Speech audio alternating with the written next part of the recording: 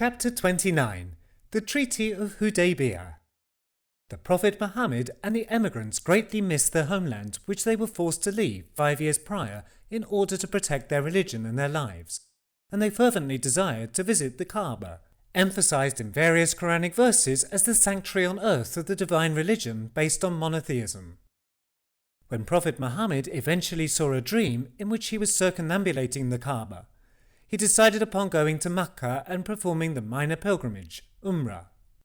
He directed his companions to begin preparations for pilgrimage, assigning Abdullah ibn Maktum to lead the prayers and appointing Numayla ibn Abdullah al-Laysi as his deputy to govern the city of Medina. He set out for Mecca with 1,400 to 1,500 companions on 6th Dhul-Qa'dah, March 628. Making their intention for pilgrimage, the Muslims donned their pilgrim dress, ihram, and took along with them 70 camels for sacrifice. As they had peaceful intentions, they did not carry any military equipment and were unarmed save the sheathed swords particular to travellers, which were a necessity for wayfarers in Arabia. The Prophet and his companions camped at Hudaybiya, 17 kilometers from Mecca.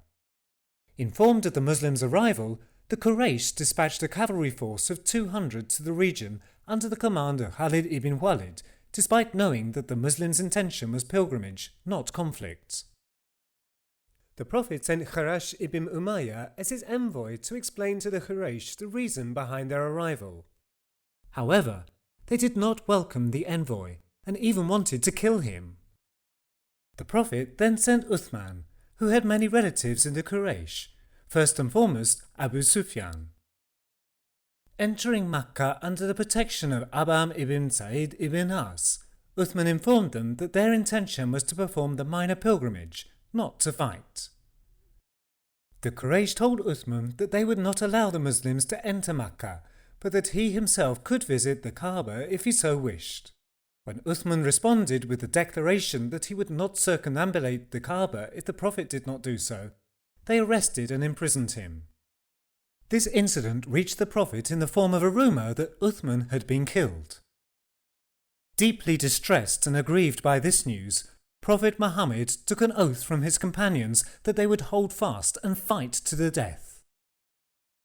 As indicated in the Quranic chapter entitled Al-Fath, the victory, this oath of allegiance came to be known as Bayat al-Ridwan, given that it was one that God was well pleased with, and as Bayat al-Sajara because it was taken under the desert tree known as Samura.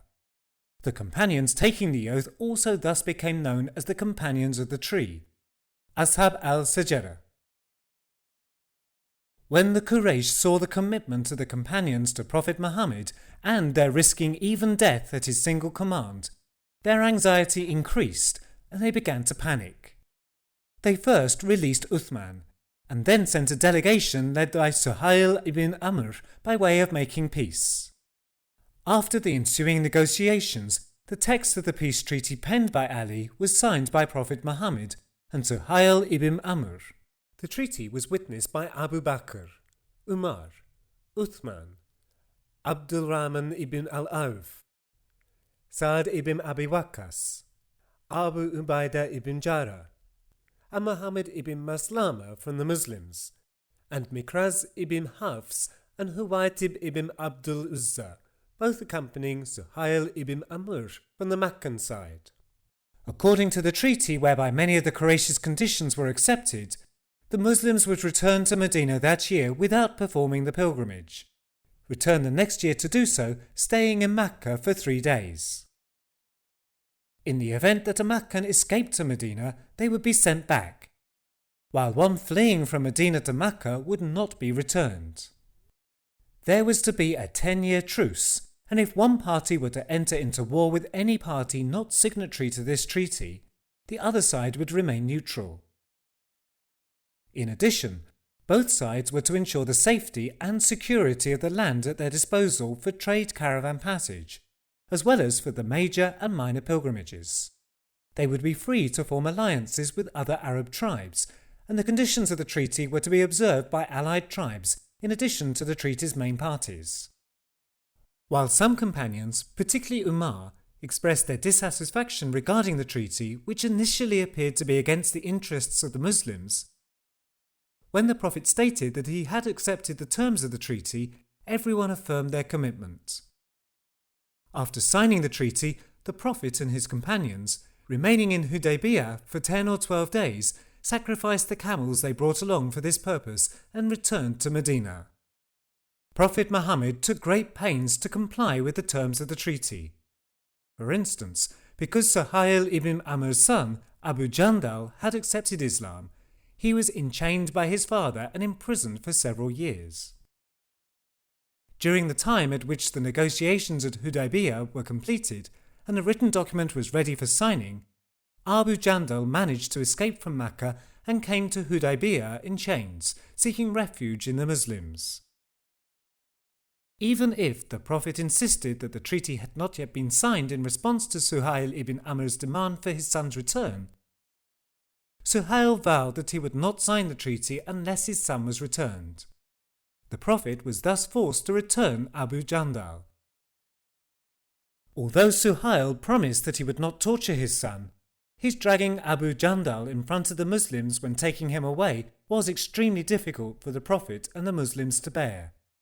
This horrendous incident became etched in memories with the name Abu Jandal Day. On the other hand, during this time the Prophet did not return 2 women who took shelter with the Muslims on the basis that the treaty made mention of male refugees only, and the Quraysh thus had no other option but to accept. After the Prophet returned to Medina, Abu Basir defected there, fleeing imprisonment in Mecca due to his having become Muslim, and sought refuge therein. Sending 2 wardens, the Quraysh asked that Abu Basir be returned in accordance with the treaty. Even if Abu Basir put up a resistance so as not to be handed over to the Quraysh, the Prophet told him that he was forced to return him, advised him to be patient, and assured him that God would shortly save him and those in his position. Managing to evade the wardens on the journey back to Mecca, Abu Basir returned to Medina. However, fearing that he would again be returned to the Quraysh, he left Medina to settle in the Suf al-Bakr region along the Mecca-Syria trade route. Other new Muslims who, like him, fled from Mecca and could not enter Medina, first and foremost Abu Jandal, also joined him there. In time, numbering up to 70 or 300, these Muslims began to threaten trade caravans belonging to the Quraysh. As a result, the Quraysh wanted the stipulation regarding the Meccans seeking refuge in Medina lifted. The Prophet sent a letter to Abu Basir and his friends ordering them to come to Medina. However, when the letter reached Abu Basir, he was on his deathbed and passed away a short time later. Abu Jandal and the others buried Abu Basir and built a mosque adjacent to his grave. They then went to Medina. The Treaty of Hudaybiya constitutes a turning point in Islamic history. The Prophet's aim was to break the enemy alliance that had besieged Medina during the Battle of the Trench, and so with this treaty, the Quraysh's neutrality towards the Khaybar Jews and the Ghatafan tribe had been ensured, and the opportunity to advance upon Khaybar on the return from Hudaybiya had arisen. On the other hand, the physical hostility of the Quraysh towards the Muslims came to an end, and from that day forth the Quraysh, hitherto refusing to accept the Muslims as counterparts, with this treaty came to accept them as their equals. This result facilitated both the polytheistic and Muslim tribes making contact with Prophet Muhammad, and enabled the message of Islam to reach them with ease and freedom.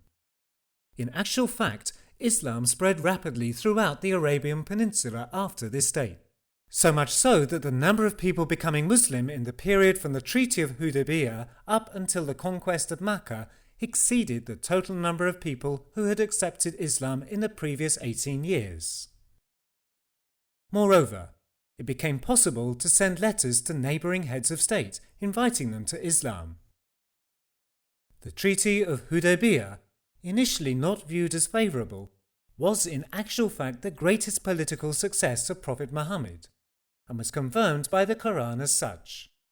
The 48th chapter of the Quran, revealed in relation to this treaty was entitled The Victory, and the truce in question was described as a manifest victory, Fath al-Mubin, and a mighty achievement, Nasr al-Aziz. Al-Fath 48:1-3.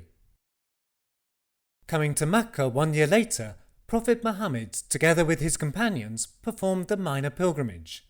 This came to be known as the Mist Umrah, Umrat al-Qaza.